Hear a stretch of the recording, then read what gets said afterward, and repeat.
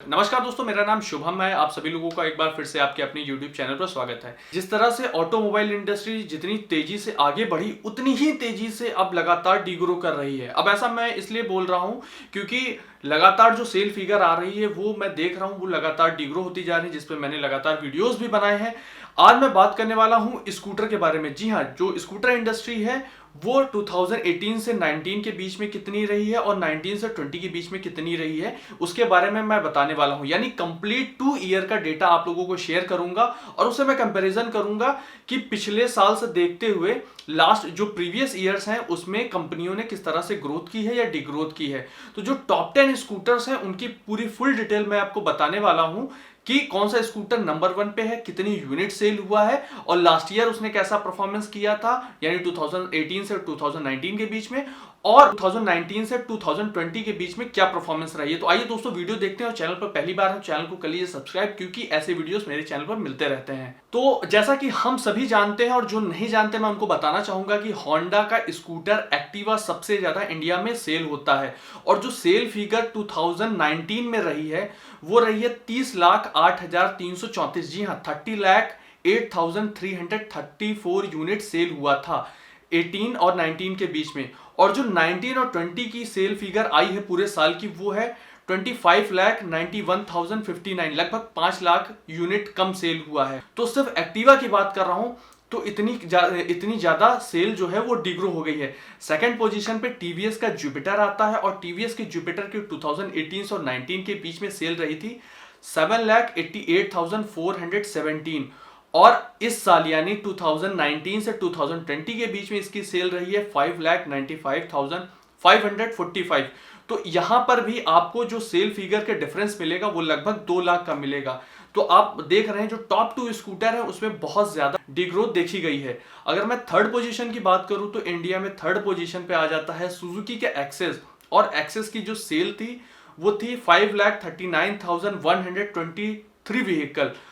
ये है cell figure 2018 से 2019 का। 2019 से 2020 के बीच में इसकी सेल रही है 5,70,898, यानी लगभग में 20 से 30 हजार यूनिट के आसपास इसने ग्रो किया है। वहीं अगर हम फोर्थ पोजीशन की बात करें तो फोर्थ पोजीशन पे होंडा का डियो आ जाता है। लास्ट ईयर 2018 से 2019 के बीच में इसकी जो सेल फिगर थी वो थी 4,46,264 और वहीं 2019 से 2020 के बीच में जो इसकी सेल रही है वो रही है 4,39,799। तो यहां पर भी ये कंपनी होंडा का डियो भी डिग्रोथ पे रहा है। अगर हम फिफ्थ पोजीशन की बात करें तो फिफ्थ पोजीशन पे टीवीएस का एंटॉर्क है और टीवीएस एंटॉर्क की सेल लास्ट ईयर रही थी 2,13,039 और इस साल यानी 2019 से 20 के बीच में सेल रही है 2,65,012 यूनिट। तो यहां पर टीवीएस एंटॉर्क की ग्रोथ हुई है और 125 सीसी का सेगमेंट, जैसा मैंने इससे पहले सुजुकी एक्सेस के बारे में बताया, वो भी ग्रोथ किया और यहां पर टीवीएस का एंटॉर्क भी ग्रोथ किया। यानी